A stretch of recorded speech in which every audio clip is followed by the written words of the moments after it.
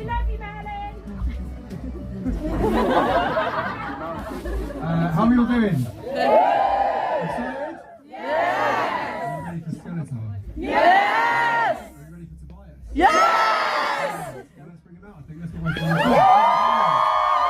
mastermind of Ghost, Mr. Tobias Forge.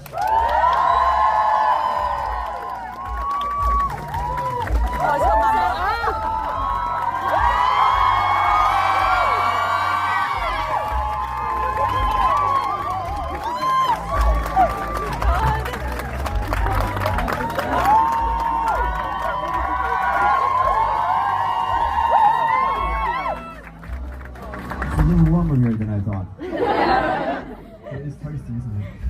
How you doing? How's your week been? I'm well. I'm thinking. How was yours? Good, thank you. Not bad. 2 weeks into the show, into the tour now. Sorry. How's it all kind of going for you so far? How are you feeling about how the show's gone? Really confident. But it's always a thing in the beginning of a tour because you have to have a lot of people working in tandem to make it work. I'm just gonna adjust.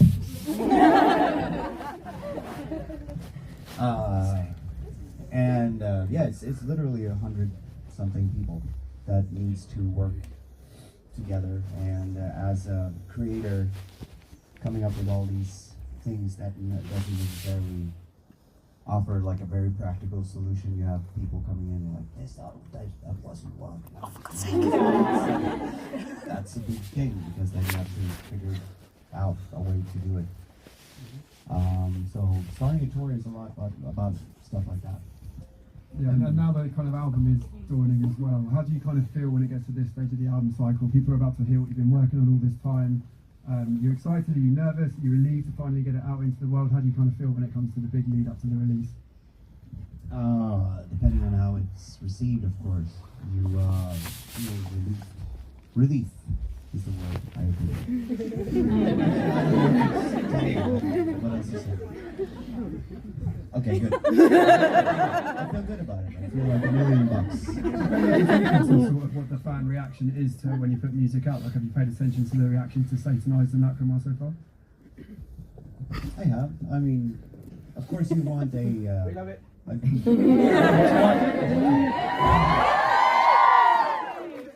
That's what you're saying to everyone. No, but of course you wanna gauge a somewhat of a consensus. Like, is it good? Like, We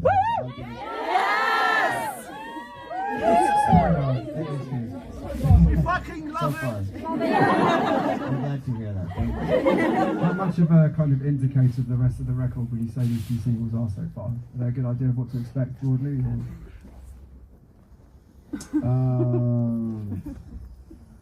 This is hard for me to estimate or to really, because I always consider all the songs to be different songs and they're supposed to work together, but the recipe for a Ghost album is that there are songs on there that might, out of context, sound different. You need a big single. You need big singles as well. Yeah, of course.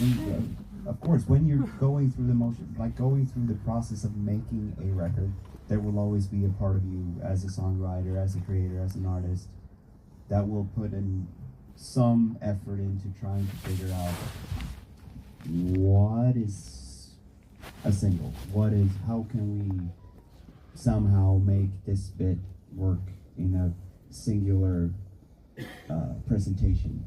Whereas there are some songs on each record that I know already that, like, this is never going to be a single. I don't have to worry about YouTube comments.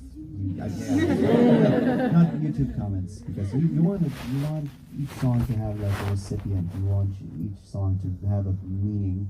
Otherwise, you don't have to put it on the record. If I don't find a meaning in a song, I won't have it on it.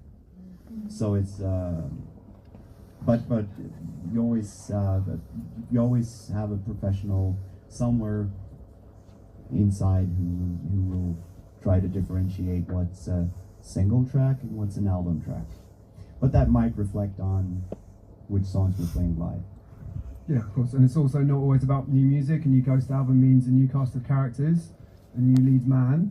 When we spoke for Metal Hammer a few weeks ago, I asked you about Papa the Fifth Perpetua and what we can expect from him, and he said something really interesting. He said, I can't really get my head around exactly what he is as a character fully until he's at one with the people. And so now we're a couple of shows in, Papa's had a chance to mix with the people a bit more. Can you tell us a bit more about him and how he's becoming fleshed out as a character? Not really. I'm not even trying to be dismissive. No. I'm just saying that I can't really. No, I don't. We're not there yet. He's fit. You should have.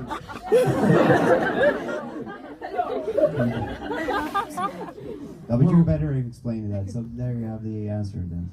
That's wonderful. I like it. Well, we are finding. Is it cunt? There are children here. Oh, he's a count.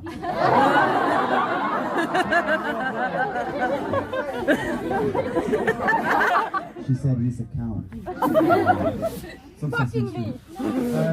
We are actually going to give the fans the microphone in a way because we got some fan questions sent in, so thank you to everyone that sent them in. We couldn't ask them all, but we got a good little selection of questions here for you.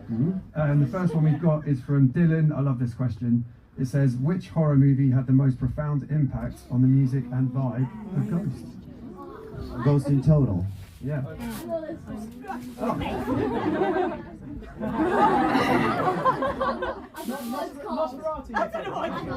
Yeah, that one. What is it about? I don't really know. It's for monstering. I think. Yeah, Nosferatu. Oh, Nosferatu. Yeah. Is it a new one? Or is it the old one? Do you know? Old one. Oh, the old one. New one's just as good. It's not gold. Oh, okay. Yeah, that one. That's true. It's Nosferatu. If that has been the most important film for the band, I don't. I think that film has had an importance for the entire genre of goth. Yeah, horror, goth, like that aesthetic.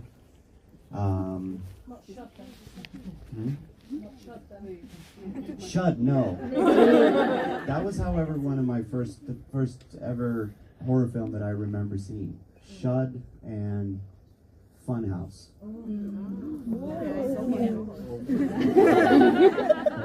Yeah, Shud is really shade. Oh, it is horrible. I mean, I saw it later in life, and I was just like, I can't believe that I saw this. But yeah, and another one was I don't know if it was called Rats, but it was called it had a front. I remember the films from the front cover, and back then this was like early '80s, so it was like big, VHS. VHS. Yeah, the ones that would, but the one that was soft. Yeah.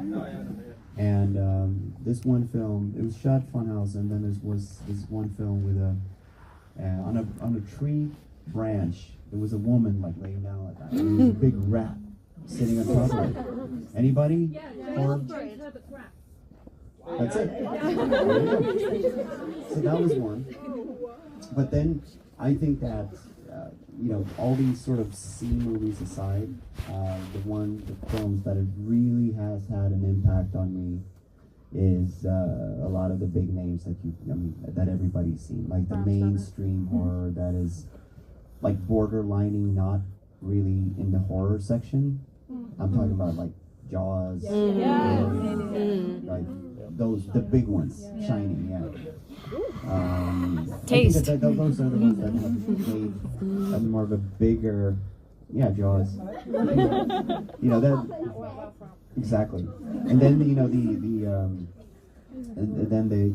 the admiration for the film genre horror isn't necessarily driven by the same prerequisites as seeing like a really, really, really well crafted film, because unfortunately a lot of horror is simply not very well crafted.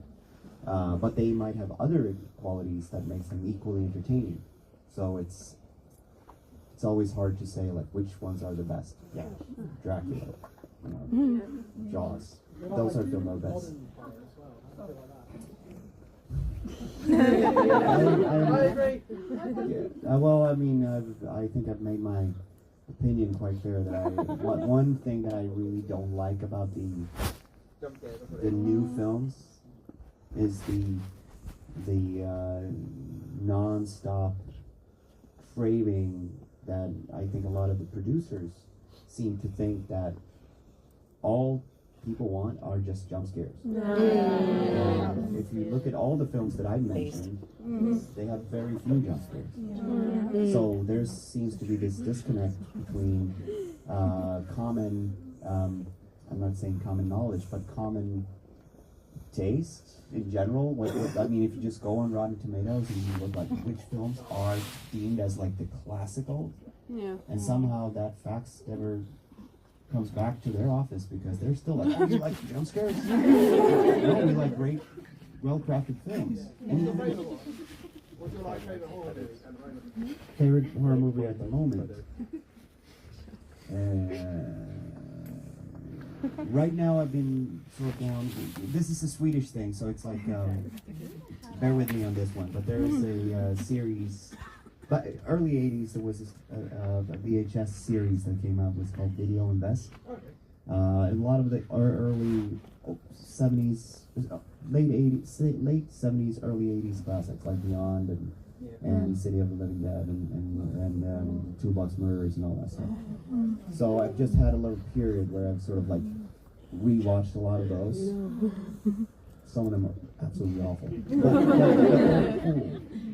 And a lot of them have great music, and I love VHS, and they have all that sort of soft covers, and they are legendary because Video Invest was one of the first companies in Sweden that produced those films for VHS hire, rentals. And because they came out, there was this big debate, I think it was in 1982, when we essentially we had like a satanic panic, like video violence sort of debate in Sweden. Yeah, I think it was very common. Right, and that happened in Sweden. So all of a sudden, like all those films were just like struck out of, you couldn't rent them anywhere. And so as a collector, of course, these are made even more classical because of that. But that was like a great cut through,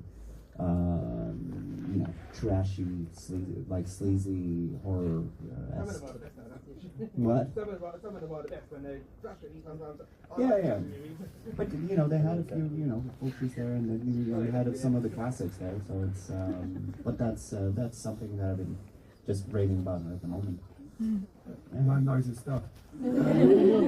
Sylvia asks, did you ever consider the fact that Ghost one day would get to the size and scale where you could headline Madison Square Garden as a hell of an achievement? We haven't done it yet. Okay, if everything goes well for the next few weeks. I don't know. I mean, ever since, because I've always been, but I was a very big Rolling Stones fan when I was a kid. And just because Rolling Stones in the 80s, they were one of the few bands that were big enough to have several films about them. And of course, in the 80s, you couldn't really, there was nowhere near the amount of documentary material around. And Rolling Stones was one of the few that you could sort of like buy several films. You had Gimme Shelter, what else was there? Yeah, the new one at the time that I got when it was brand new was 20 times ×5, which was like the big, like, they had existed in 25 years and they were doing this big comeback, and it felt like that was the end. Because you cannot possibly get older. Which is crazy. But I was a huge fan, and that was, big triumphant return, and because they were playing this huge stadium tour that was like, any of you seen Rammstein the last couple of years? Yeah. Imagine that was like twice as big. It was like, but the same concept, like big industrial, the hugest stage you could ever imagine. So look it up. Steel Wheels Tour of America 1989, and Urban Jungle was the one in Europe 1990. So just because I was such a big Rolling Stones fan, and one of my favorite records that I've always loved with them was Get Your Yayas Out. And, which was in 1969. Yeah, you're fine. It's from 1969, and it's recorded at Madison Square Garden. So I knew about it from there. So I was always hoping to one day being able to play it. We still haven't done it yet. You're doing great so far. Thank you. Thank you. It'll be amazing, I'm sure. Loz asks, what's your favourite British food? You tried some? Oh no. I actually do enjoy shepherd's pie.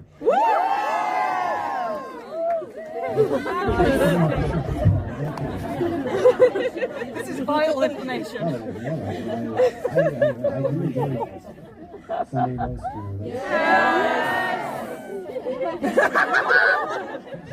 Yes!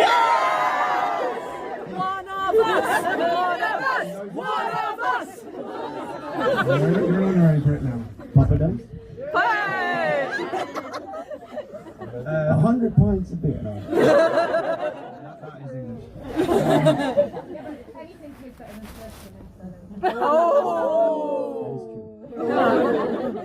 Getting a lot of sass from the crowd today. Where's Amy asks, did it feel like a big step to have a kind of half mask and sort of have a whole different way of, I guess, projecting a character? Did that feel intimidating, scary at all? Yes.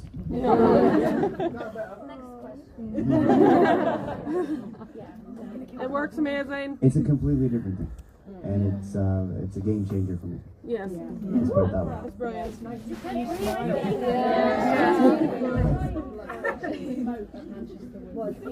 It was amazing. No, we have some people I'm that glad haven't you seen the dig show. it. because Yeah. if I- Yes, it's amazing. I'm gonna be very honest with you and say that let's say that if I was refused to change, I wouldn't have never stood on a stage again. That's how bad it was. We love you.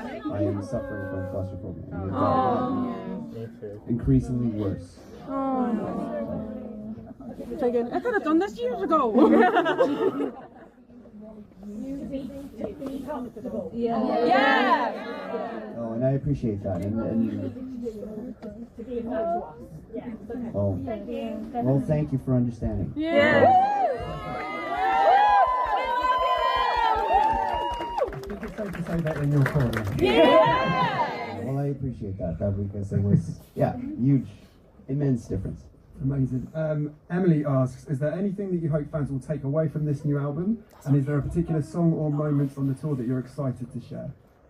Two questions in one. Yeah, what was the first one? Is there anything you hope fans will take away in particular from this record from Skeletor? Feelings. Yeah, well, Feelings. I think one of the main themes with this record,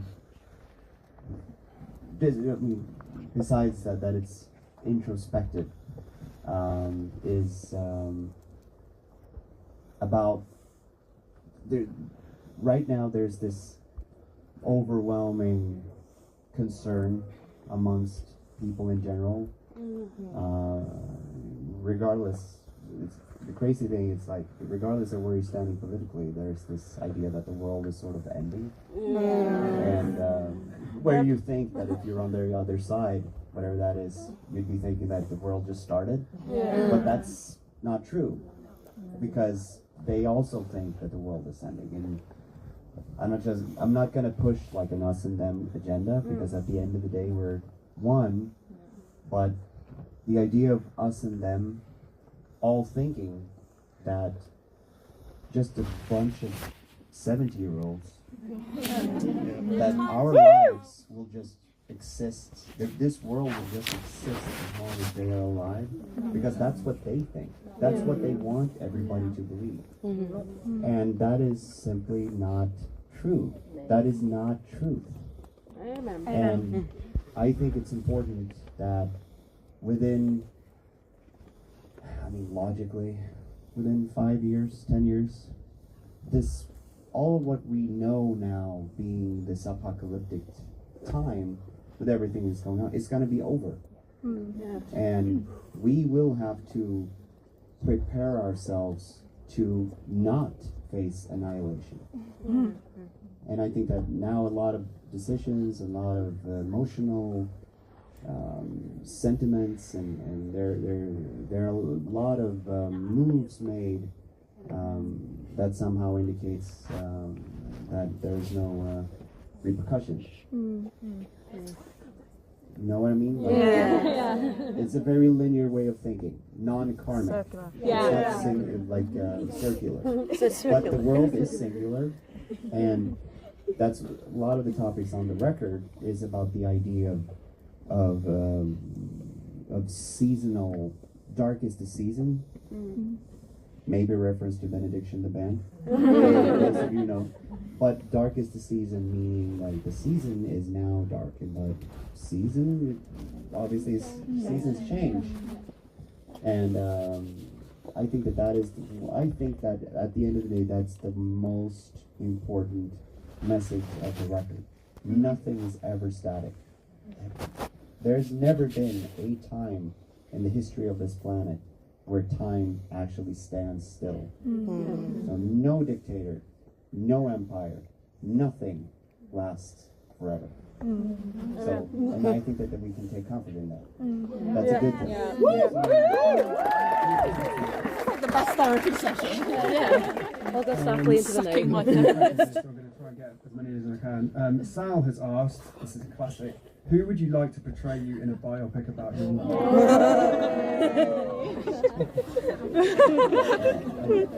Bill Skarsgård. Do you know that? Oh, please. Who do you think? I think it might be Judith. Judith. Judith. Oh, betrayed. Her earrings, she's We've got theories going on here. They've already said portray. Who's going to betray Papa? the church that they pray to God about not saying it. You're very observant in putting the cross in the wrong way. All right. Big applause to you. What's your name? What is your name? Emmett. Emmett. Give it up for Emmett. I think you know who's going to be writing the biopic. Yes. That's my boy! There you go. Brad Pitt. No, not Brad Pitt. Well, Any complaints? Bill Skarsgård. If anyone's got their numbers, give them a call. We'll go for it. Alana says, Ghost are a highly collectible band, i.e. your merch game is strong.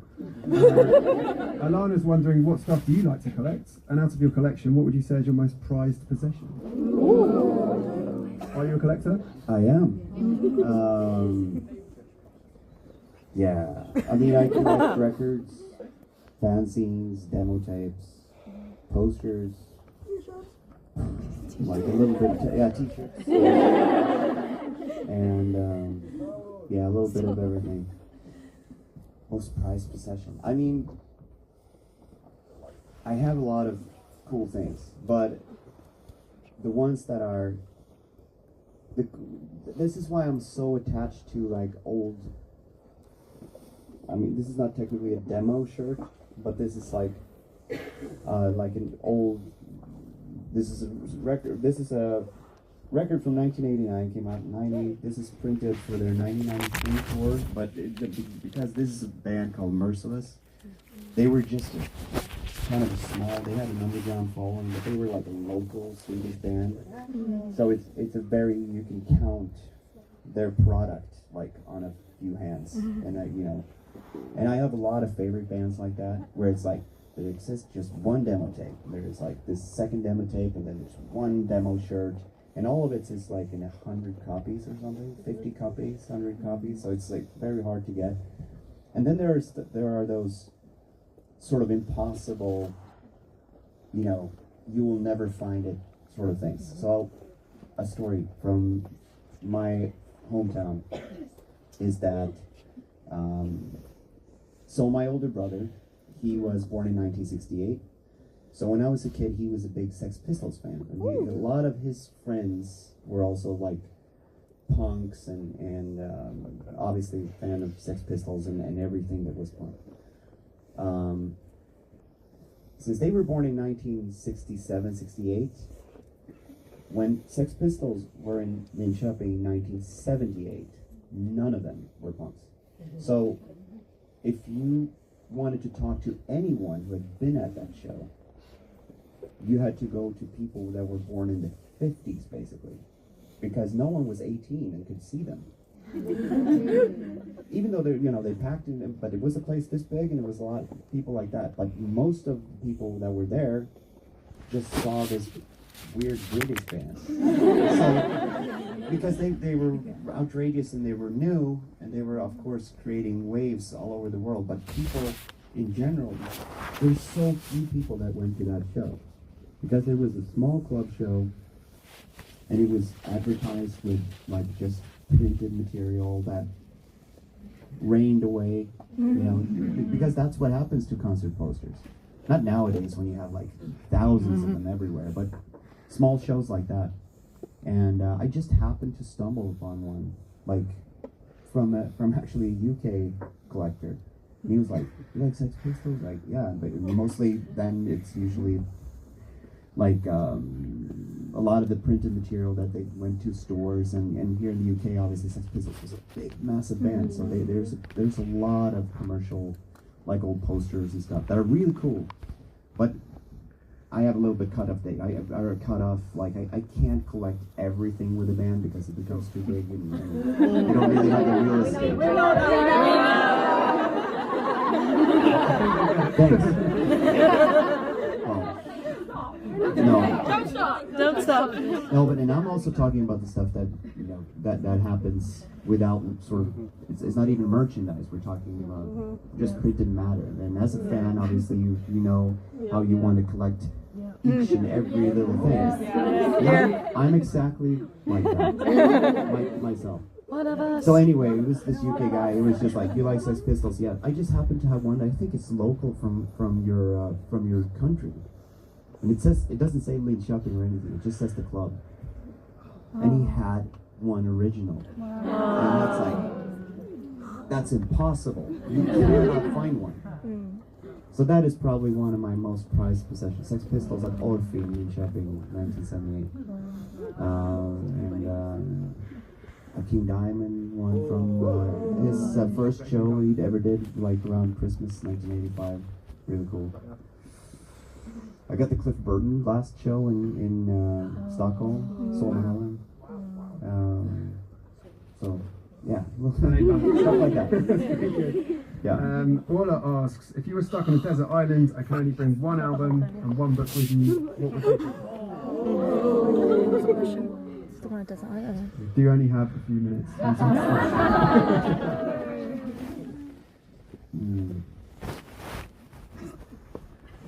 Everyone's going to buy whatever book you say, so pick a book. What was that? Everyone's going to buy that book straight away. So Just pick a book. Pick a friend's book. Just the book section there. Pick one of the books over there. I actually don't know. It's what would give me the most pleasure. Probably something with pictures in it. I'm not joking. Bill Wyman did like one of the first, the first real book that I read that was like fake. Was, and that had a few pictures, but that were actually sort of plowed through the whole text. Was Bill Wyman's biography that came out in also around 90, something like that. And then later he made a picture. It's more of a collage-y sort of going through all the stones. Yeah. You might, I don't know if they do second-hand stuff here, but I think it's called Rolling with the Stones or something like that. That is absolutely like one of my favorite. I love that because it's just like, I'm still such a fan of Rolling Stones, and you get that visual, and because Stones is so much more than, I love the music obviously, but it's also how they looked and what they were, and it was just this amazing fucking band. Yes! Maybe, Please. we're gonna do one more item. So, Brooke, what was your album that you take into? I try to dive under. I try to avoid that. Oh, that's actually a good one. Yeah. Oh, I can. Oh, yeah. Now I see I can circumvent that. Okay, so Nice Pair was one of my a very important double album because it's the two first Pink Floyd records on one. That's a good choice. So Yeah. good.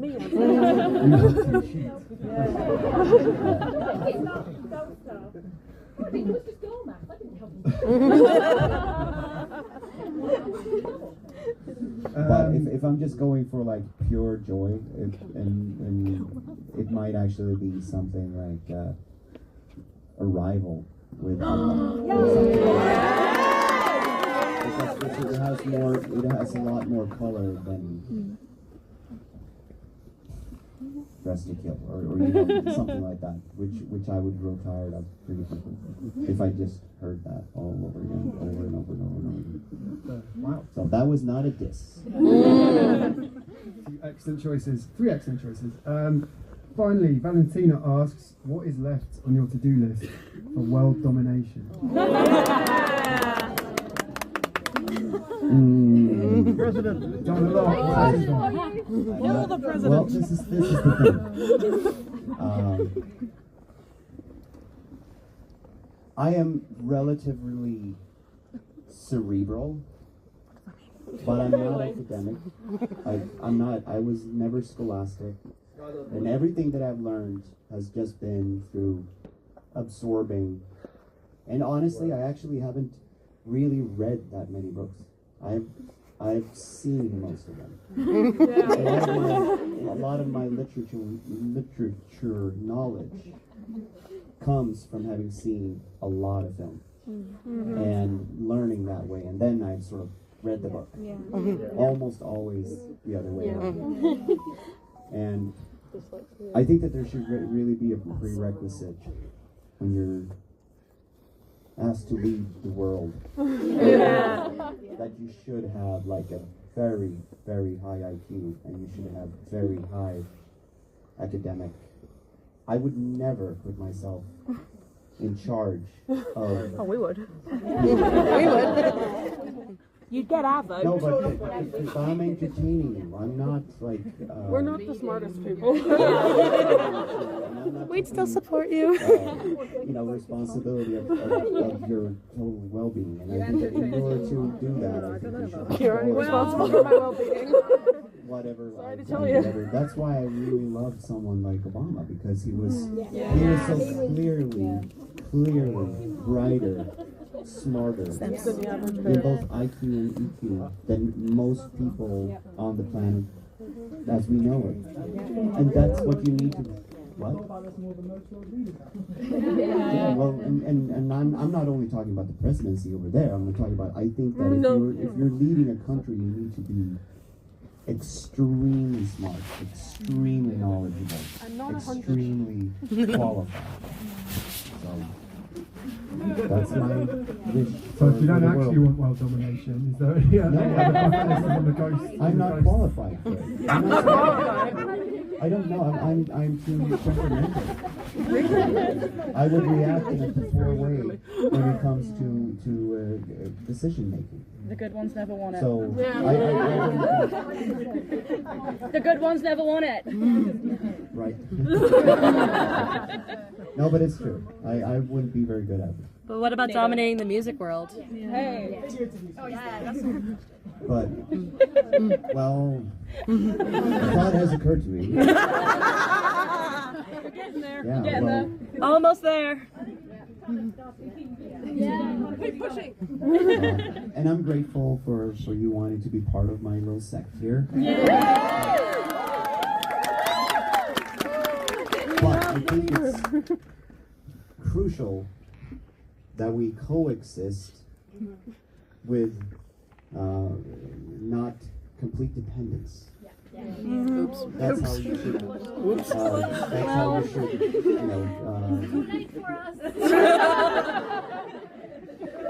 We're in too deep.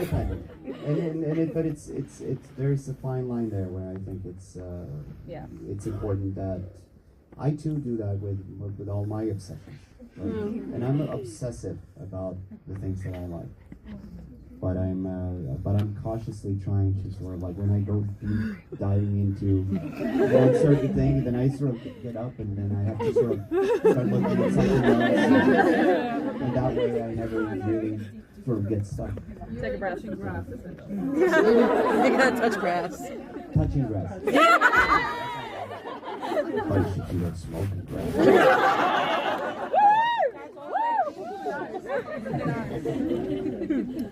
Tobias, I know you're a busy man. Thank you so much for spending some time with us all today. We really appreciate it. Thank you.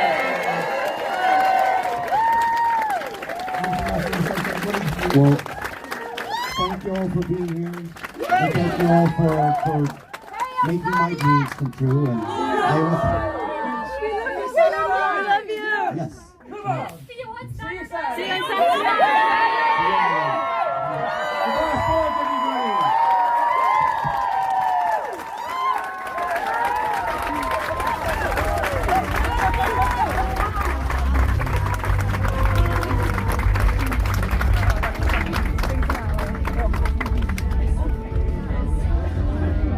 Sorry, I work here. I've got to get out the staff entrance. Oh,